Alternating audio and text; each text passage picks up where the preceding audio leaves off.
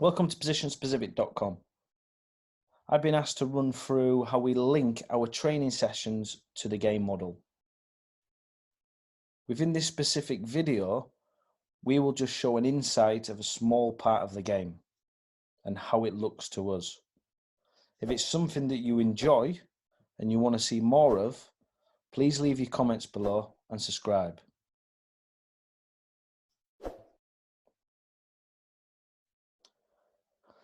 So before I go into the training practices and a little bit more about the game model, I just want to talk about the team identity within the game. This is something that's really big for us because this is the end goal. This is what we want to see our team doing on a regular basis. So if we're working from left to right, so the start of the game to the end of the game, on average 95 minutes, what are the things that we want to achieve? So the first thing that we want to achieve is impose our identity on the opposition. Now this will be different to any coaches out there. And how you want to do that, that's fine.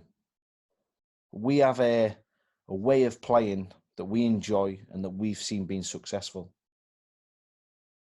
So we say to our team at all times in training and in games, we want to impose our identity on the opposition. The teacup theory, something that Clive Woodward introduced into the England rugby national team in the late 90s, which then took them on to be successful in the early 2000s where they won the World Cup.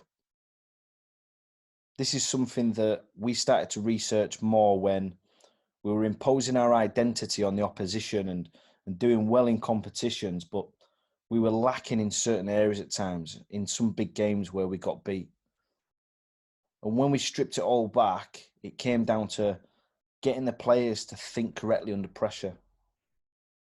So this thing that Clive Woodward came up with has actually fallen well into our philosophy and how we look at training sessions and how we stretch the players. If you've not seen too much about the teacup theory, check it out on Google. There's some good reads out there. So the final thing with our team identity within the game is how do we get our players to impose their identity and think correctly under pressure? What we want to have is clear targets for all 4 moments of the game. So if you look on the outside, this is our emotional control chart. 2 spectrums, head loss, giving up. That's language that the players like to use. The graph is how players feel within games. It can be so erratic, it can be high, it can be low. What we're trying to achieve with these 3 objectives is to try and get the players to stay level for as long as possible in the game, to stay focused. And how we do that is when things are going wrong, can the players refer to something to get themselves back on the game? And we found that clear targets for all 4 moments of the game helps. We just wanted to give you a bit of an introduction on the team identity within a game, but we'll go into more detail around this later on in the year.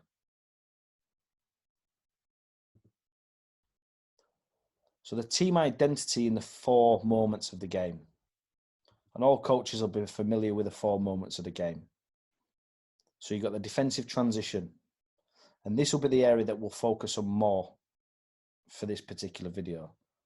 So for each area, we have what we call the language, something that we come up with the players. And this season, the players have said press, something that triggers them. And what we mean by press is nearest players apply quick pressure when we're in the defensive transition. That can be 1, 2, or 3 players. Their choice, not our choice. If they can impact the ball, they go. We try to disrupt the opposition's play. To marry up with that, we have a target. And that's to regain in 3 passes. So can we regain possession in 3 passes or force a mistake? So we've got a clear target that we can go to after every game to say, yes, we ticked that, or we fell short. If we can't win the ball back within 3 passes, we're trying to stop the opposition from moving forward, which would then drop us into the defensive organisation. Now, we're not going to go through our language and our targets over the other 3 phases or the 3 moments of the game, because we'll go into this in another time. And again, if this is something that you're interested in, please leave your comments below and subscribe. What we will say is that if we hit our targets in all 4 areas in a game, we've got a real good chance of imposing our identity on the opposition, while also having a good chance of winning the game. And this is why it's really important for us to have simple, sharp messages to the players and targets. So we're just going to run through the defensive transition. So for us, for every moment of the game, we have what you call a performance wheel. Not all players will see this. Some players just need the target and the language. Some players like it broke down. But we have what you call a performance wheel that helps us achieve our target. These are the things that we use on a regular basis with our training sessions. So what are the 4 things that are vital for us in a defensive transition? Now, it'll be different to you as coaches. Everybody has a different idea of what they're doing, but this is what helps us. This is what we like. So the first thing that we say is press. Nearest players apply quick pressure on the ball carrier. Stop the ball moving forward. Second key point, find the mark, away from the ball. So if you're not a player who can apply pressure early, find your mark. An example is, if I'm a right back and we've gone into the defensive transition, where's the left winger?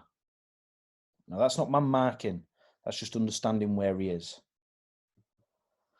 Third concept, change the mark. So this will happen all over the pitch depending on the scenario. And just to give you an example, we'll go into it. And this will hopefully make it a little bit more clearer to you. I'll just play that for a second. So the left back, their left back has got possession of the ball. Let's say our wide forward's out the game. Our full back has found his mark. But there's got to be a decision somewhere where they might have to change the mark. So again, if the left back then becomes a danger, the nearest player is thinking, I'm going to have to change the mark. And that's what we mean by changing the mark. What we have is we have 2 rules when we do this. And this drops into all our practices, technique, skill and games, the detail behind it. So rule 1, can you be 95% sure of affecting the ball? When we say affecting the ball, that's winning it, forcing the ball backwards, sideways, or forcing a mistake. Might be, depending on the game plan, that we're forcing them somewhere where we think we can nick the ball. Rule 2, no direct pass to your mark. So we don't want that ball going in one pass straight to the player that they've left. That's a no-go. Because then that causes a lot of problems and a lot of issues behind the ball.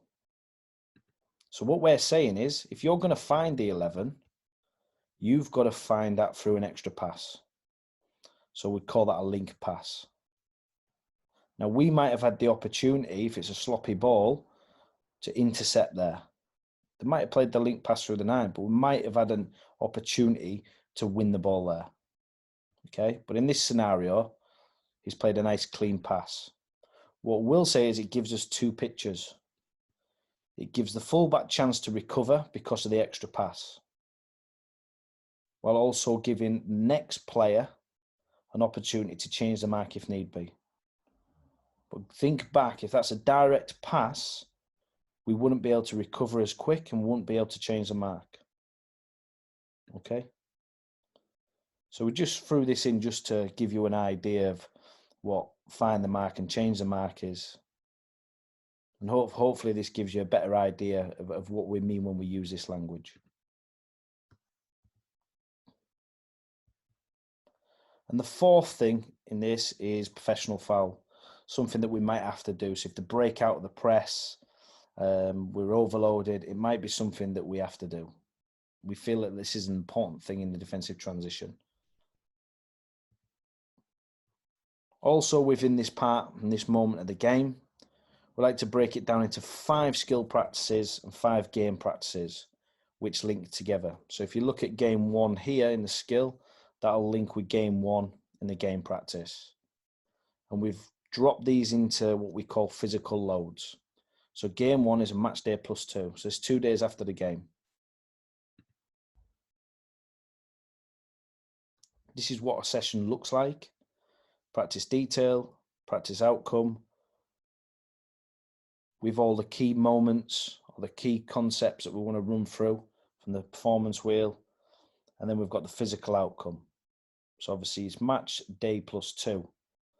We'll be on the pitch. The practice load is low. Practice duration, 16 minutes, which helps out with that low practice load. Work rate, we work for 3 minutes, rest for 1. We do that 4 times. The area size is small with bigger numbers. This all helps us keep that practice load low. Now that doesn't mean a low intensity, but that should help us make sure that the players are not getting loaded too much. So in this practice, real simple practice to draw out what we want. Whites will look to keep possession in the central box, 10 passes for a point. Reds are simply trying to force a mistake, win the ball and play out. If Reds play out this side of the pitch, they attack this goal. And the Reds are in what we call the defensive transition. Sorry, the Whites are in what we call the defensive transition now. So we start to look here. Nearest player press. Second players find a mark. Decisions on when to change the mark and foul. We then look to reward the players if they win the ball within 3 passes, they break and score on the goal. If it's anything after the 3 passes, we come back and start the session again. But what the session is, it's drawing out everything that we want, which is in relation to our game model, or one part of our game model. Again, this will just run through the session again. Whites are keeping the ball. You can tweak this as a coach to suit your team and needs. Again, the Reds are going to attack the opposite goal. And then we're looking at them 4 things again. Press, find a mark, change the mark, foul. If we win it within 3, opportunity to go and score. Little reward.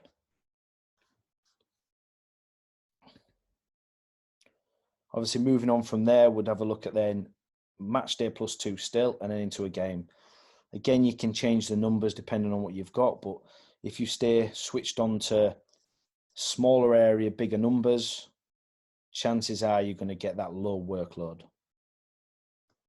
So in this one now, starts off with an unopposed part of the practice. So it's the winger crossing the ball and the centre forward getting a clean shot on goal. As that happens, the coach will roll the ball in for part 2. What we've got in this scenario here is not so much talking about the press, it's more about recoveries. So how does a 9 recover? We're giving these players something to think about. Have they found the mark? Yes. Did they change the mark? That's their decision. Did they press? Or did they stay? Did they foul? So we're giving them the problems that we want. We want to stretch them. As a coach, we want to see on the sideline if they're implementing them 4 things, which helps us achieve our target, the 80% regain in 3 passes. If it doesn't, we're in an organised state to defend, which is another moment of the game. But this leads on well from the practice that we spoke about before.